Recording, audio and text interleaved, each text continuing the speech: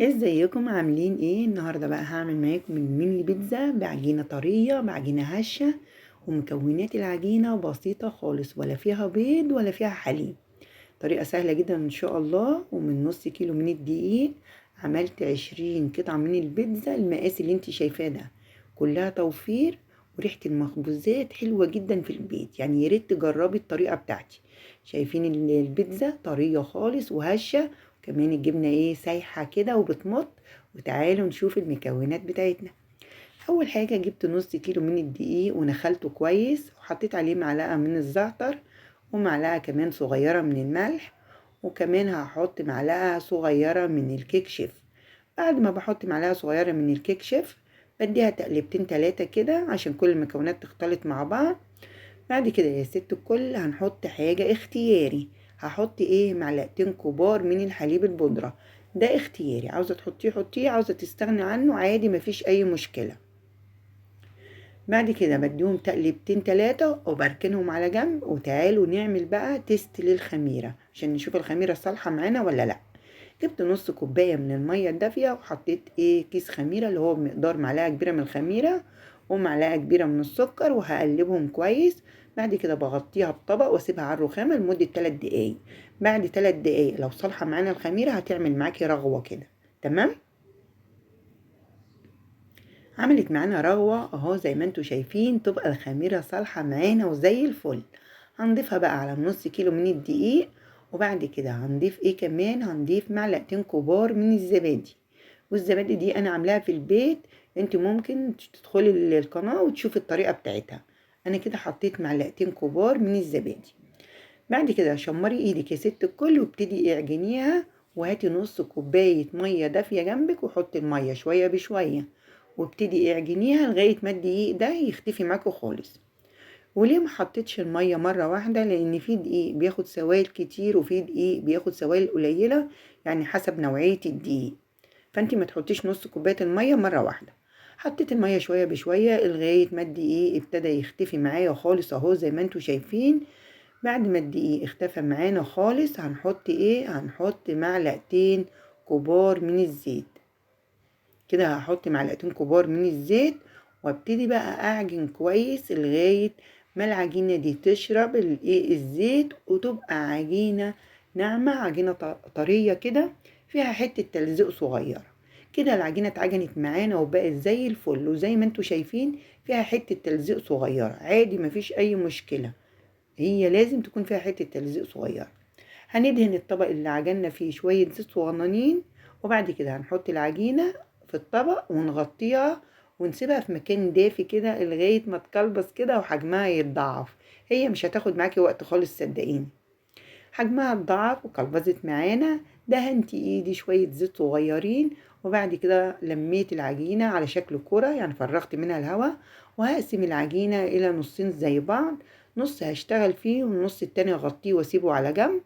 بعد كده برش شوية دقيق على الرخامة، واجيب بقى النشابة وابتدي بقى افردها. العجينة عشان معجونة كويس ومخدومة كويس هتتفرد معاكي بكل سهولة.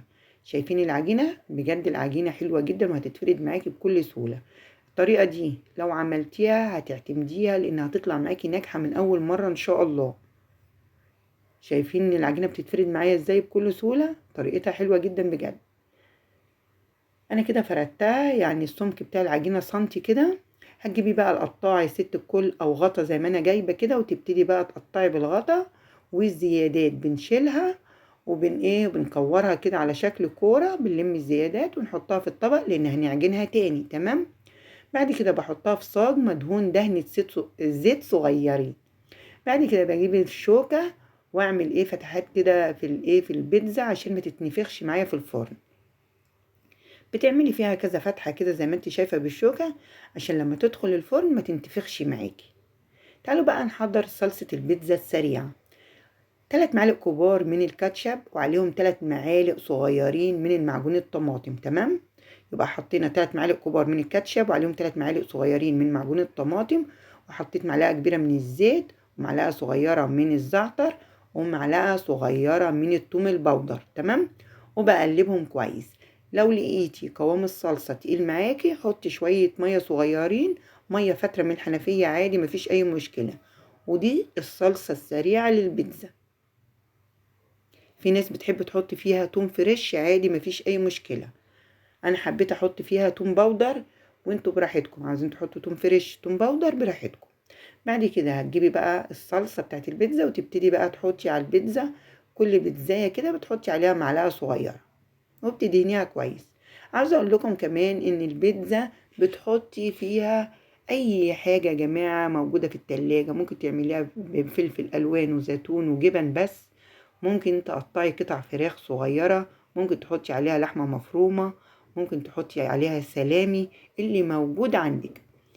انا حطيت اول حاجة اهو، بعد ما دهنتها بالصلصة، حطيت اول حاجة جبنة موتزاريلا. وبعد الجبنة الموتزاريلا بحط شوية فلفل الوان. وبعد الفلفل الالوان بحط كم قطعة من الزيتون. وبعد ما بحط كام قطعة من الزيتون بحط شوية جبنة موتزاريلا صغيرين خالص من فوق عشان تمسك المكونات دي. طريقة سهلة صدقوني وهتعجبكم جدا. بس لو وصلتوا معايا لغاية هنا وعجبتكم البيتزا وعجبكم الفيديو، ما تنسونيش في شير مع اصحابكم، وتعملوا كمان اشتراك للقناة. ولو بتتابعوني على صفحتي على الفيسبوك تعملوا متابعة على الفيسبوك، وتعملوا تعليق حلو منكم، وكمان تعملوا شير مع اصحابكم. كده اخر حاجة حطيت الجبنة الموتزاريلا، هدخلها فرن ساخن على درجة حرارة 200 على الرف الاوسط. هتاخد معاكي من 18 دقيقة ل 20 دقيقة. هتطلعيها يا ست الكل، هتلاقيها طرية، وكمان العجينة هشة، واللقمة طعمها حلو اصلا. فكده انا عملت 20 قطعة زي ما انتوا شايفين. الصاج ده فيه 9 والصاج ده فيه 11. كده بقى هدخلهم زي ما قلت لكم فرن ساخن على درجة حرارة 200 في الرف الأوسط لمدة ما تقلش عن 18 ل 20 دقيقة. تمام. طلعت معانا البيتزا القمر اهي، حلوة جدا بجد، حلوة جدا. يعني ياخدوها ولادك في اللانش بوكس. ممكن كمان تفرزيها بالفريزر، بتاخديها كده وتحطيها في اكياس من اكياس التلاجة النظيفة، وتقفلي الكيس كويس وتحطيه في الفريزر. ووقت ما بتحتاجيها بتطلعيها وتدخليها الميكروويف في ثواني، بتطلع معاكي زي ما تكوني لسه عاملاها دلوقتي. يلا جربوها وقولولي رأيكم في التعليقات. وانا بعمل لكم حاجات حلوة كتير بس ما بلاقيش منكم تفاعل، مش عارفة ايه السبب. بس بجد الطريقة ناجحة من اول مرة، وزي ما قلت لكم كلها توفير، طعمها حلو جدا. ومن نص كيلو من الدقيق عملت القمر دي. عملت 20 قطعة من البيتزا شايفين. واي حاجة في التلاجة يعني حطيها على البيتزا، فراخ، لحمة مفرومة، جبن، اللي موجود عندك. يلا بقى جربوها وقولوا لي رأيكم في التعليقات. وبألف هنا مقدما. شايفين الجبنة بتمط عليها ازاي، وكمان العجينة بتاعت البيتزا بجد طعمها حلو وطرية وهشة خالص زي ما انتوا شايفين. يلا جربوها وبألف هنا. وكانت معاكم ليلى من قناة مطبخ بألف هنا مع ليلى.